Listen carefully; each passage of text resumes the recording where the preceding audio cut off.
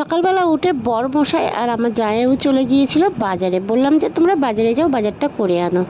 কালকের এসছে আমার মাসি, মাসির মেয়ে, জামাই সবাই এসছে, তাই হচ্ছে সকালবেলা জামাইবাবু আর বরমশাইকে বাজারে পাঠিয়ে দিলাম।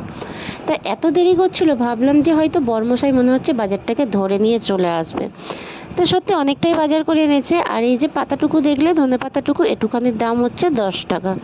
আমি তো শুনেই বলি যে 10 টাকা দাম নিয়েছে। তা বরমশাই বেশ নতুন নতুন সবজি এনেছে। এখন যেহেতু এই সবজিগুলো নতুন নতুন উঠছে, বেশ ভালোই লাগে। তা বরমশাইকে আমি বলেই দিয়েছিলাম যে তুমি একটু মূলো পালং নিয়ে আসবে। আর তার সাথে বরমশাই আরও কিনেছে বেগুন। বেগুনগুলো দেখো একদম চকচক করছে, যেন মুখ দেখা যাবে। আমার তো ভীষণ পছন্দ বেগুনগুলো। কি সুন্দর বেগুনগুলো দেখো, দেখতে কত সুন্দর, খাবো কে, মানে দেখেই মন ভরে যাচ্ছে। আর বেশ এরকম ফ্রেশ সবজি হলে বেশ ভালো লাগে, জানো তো। কিন্তু এদিকে আবার ফ্রেশ সবজির থেকে অন্য মানে পোকা টোকা সবজি খাওয়া নাকি ভালো, ওগুলোতে সার্ভিস কম পড়ে, তাই নাকি পোকা আসে। আর এই যেগুলোতে সার্ভিস বেশি দেওয়া হয় সেগুলো নাকি ফ্রেশ হয়। এটা আমি শুনেছি, এটা সঠিক আমি কিছু বলতে, কিন্তু কথাটা ঠিকই।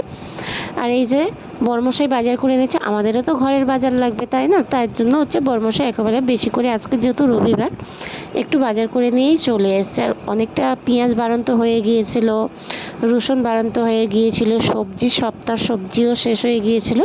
সেই জন্য ঢ্যাঁড়স এনেছে, মানে ভেন্ডি এনেছে, বেগুন এনেছে, কচু এনেছে। আর এই যে সমস্ত সবজি যে যা যা এনেছে সেগুলো তোমাদেরকে দেখাই। এই যে দেখো, আর এখানে এনেছে লোটে মাছ। লোটে মাছটা কিন্তু এই যে ফার্স্ট টাইম আজকের বাড়িতে এলো।